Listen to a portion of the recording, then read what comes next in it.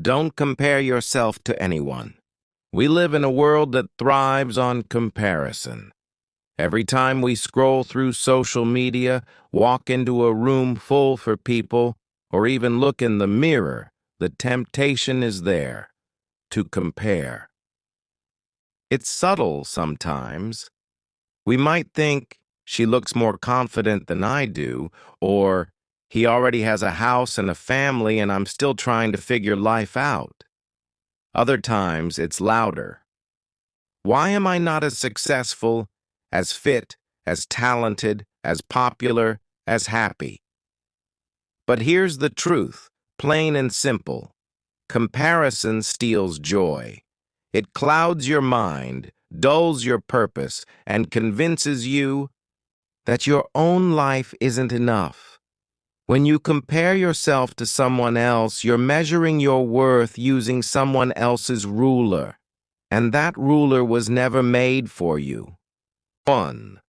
Everyone has a different story. Imagine two people climbing mountains. One is scaling Everest. The other is hiking a smaller peak in their hometown. Now imagine someone saying the person on the smaller mountain isn't doing enough. That wouldn't make sense, would it? They're on completely different paths, facing different conditions, carrying different loads. One might be recovering from injury, the other might be a seasoned climber. This is what life is like. We all have our own mountain, our own struggles, our own journey. You may be working through things no one else knows about.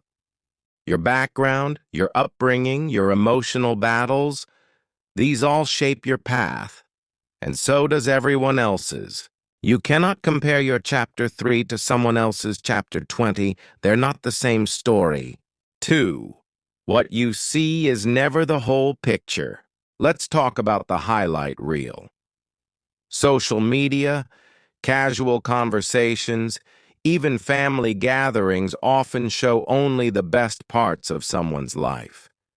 You see smiles, accomplishments, vacations, anniversaries, new jobs. But what you don't see are the sleepless nights, the arguments, the insecurities, the anxiety, the failures. People share what they're proud of, not what they're battling behind the scenes. So when you look at someone and think they have it all together, remember, you're comparing their polished, public-facing moment with your raw, behind-the-scenes reality. That's not a fair fight. You're comparing apples to shadows. 3. Your pace is the right pace. Have you ever felt like you're behind? That you're supposed to be married by a certain age, or in your dream job, or more financially stable? Where do those ideas come from? Most of the time, they come from seeing what others are doing and assuming that's the standard. But life isn't a race. And even if it were, you wouldn't be running on the same track as anyone else. Some people get their dream job at 22, others find their passion at 40, some fall in love early, others spend years healing before they're ready. There is no universal timeline. You are not late. You are not failing. You're growing, learning, and becoming at exactly the pace you're supposed to. Trust that. For the danger of not enough. Comparison often leads to a quiet, dangerous belief. I'm not enough. Not smart enough. Not attractive enough. Not talented enough. Not interesting enough. The list never ends.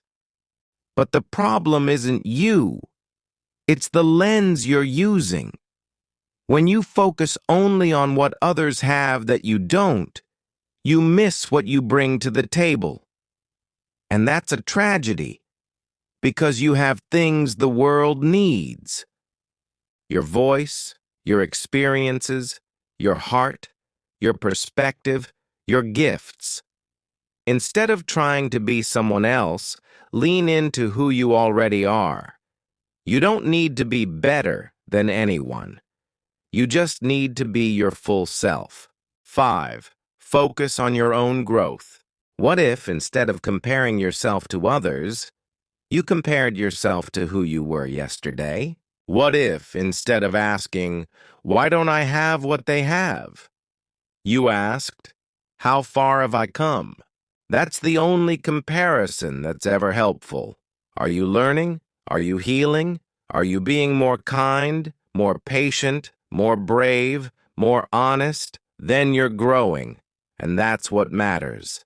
Your journey is about progress, not perfection.